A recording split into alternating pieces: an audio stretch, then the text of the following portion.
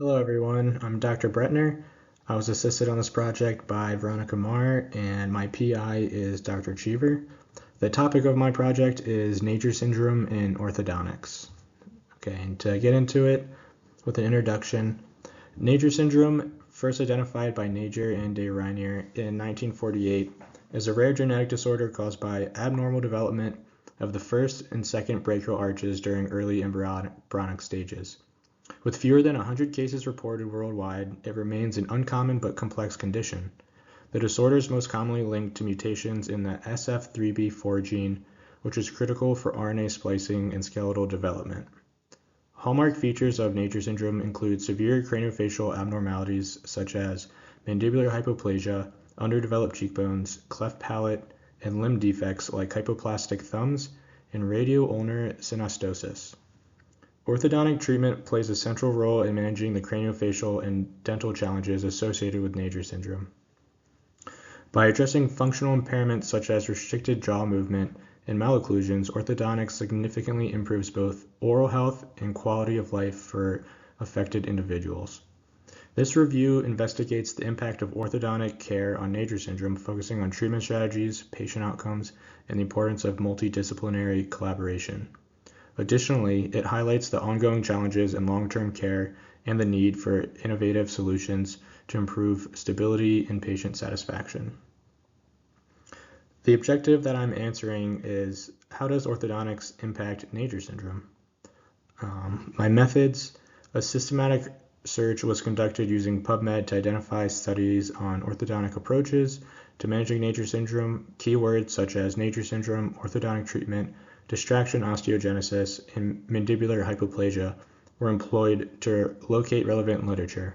Articles published in English that detailed orthodontic interventions, outcomes, and cases studied were included.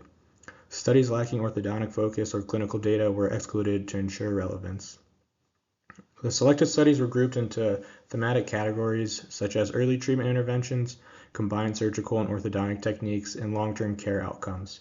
Special attention was given to research that integrated orthodontics with advanced surgical methods, including distraction osteogenesis and genioplasty. Furthermore, the methodology and rigor of each study were reviewed to assess the reliability and applicability of the findings. So some of my results: clinical manifestations and challenges. Patients with Nager syndrome exhibit various craniofacial anomalies, including micrognathia, trismus, and cleft palate. These structural abnormalities frequently cause functional issues such as airway obstruction, feeding difficulties, and poor oral hygiene. Prompt intervention is critical to mitigate these complications and improve patient outcomes. Additionally, the severity of the symptoms vary widely, requiring individualized treatment plans tailored to each patient's unique needs. Addressing the interplay between anatomical deformities and functional limitations is essential for effective management. Orthodontic techniques and outcomes. Orthodontic care often complements surgical treatments to correct craniofacial deformities, and some of the key approaches include distraction osteogenesis. This technique is widely used to lengthen the mandible and improve airway function. It involves gradually stretching the bone to allow for new tissue formation, effectively addressing severe mandibular hypoplasia. However, long-term studies have noted relapse tendencies due to limited mandibular growth in pediatric patients. Despite this, distraction osteogenesis remains a foundational treatment for severe cases, offering significant improvements in facial symmetry and function. Genioplasty, distraction, and hyoid advancement. This advanced procedure targets persistent airway obstruction in patients who have not achieved sufficient improvement from mandibular advancement. The combined approach optimizes the position of the epiglottis and tongue, significantly enhancing airway dimensions and reducing symptoms of obstructive sleep apnea. Orthodontic interventions such as fixed appliances and functional devices are integral both for before and after surgery. The treatments align teeth, stabilize surgical results, and prepare the oral structures for subsequent procedures. Advanced imaging tools such as 3D cephalometric analysis improve the precision of orthodontic planning and enhance overall treatment outcomes. So for the stages of intervention, orthodontic treatment for Nager syndrome is typically delivered in stages corresponding to the patient's developmental milestones. The first is neonatal phase. The focus during the stage is on managing life-threatening airway obstructions. Techniques such as nasal pharyngeal tubes and tracheostomies are often necessary to ensure adequate breathing. Feeding difficulties are also addressed during this critical period. 2 is early childhood. Orthodontic preparation and distraction osteogenesis are initiated to address significant skeletal anomalies. This phase aims to support functional development while mitigating the progressive effects of mandibular hypoplasia. And the third is adolescence. Definitive orthodontic care, including fixed appliances, is provided to achieve optimal dental alignment and functional occlusion. Treatments in this stage often involve resolving residual skeletal discrepancies and improving facial aesthetics.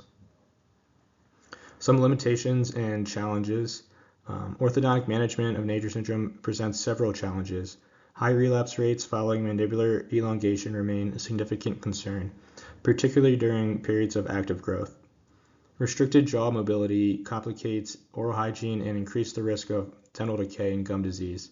Additionally, the psychosocial impact of prolonged treatment and visible craniofacial deformities emphasizes the need for patient-centered care that addresses both physical and emotional well-being. Multidisciplinary collaboration is crucial for overcoming these challenges and delivering comprehensive care. So some future directions, because this is still a work in progress, is the first would be innovative treatment protocols, just to explore novel orthodontic techniques and materials that can improve the stability of mandibular elongation and reduce relapse rates. Second would be integration of advanced technologies, so to further examine the impact of 3D modeling, virtual planning, and AI-driven diagnostics on treatment precision and efficiency. Another direction could be the psychosocial impact, and to investigate the psychosocial effects on living with Nager syndrome and undergoing prolonged orthodontic treatment, identifying strategies to improve mental health and social integration. And then the last direction would be economic impact studies, to further look into and analyze the cost effectiveness of various treatment protocols, to provide insight to ensure into resource allocation and accessibility to care. Since I'm still looking into possible things in future directions, there's no discussion or conclusion at this time. So yeah, thank you.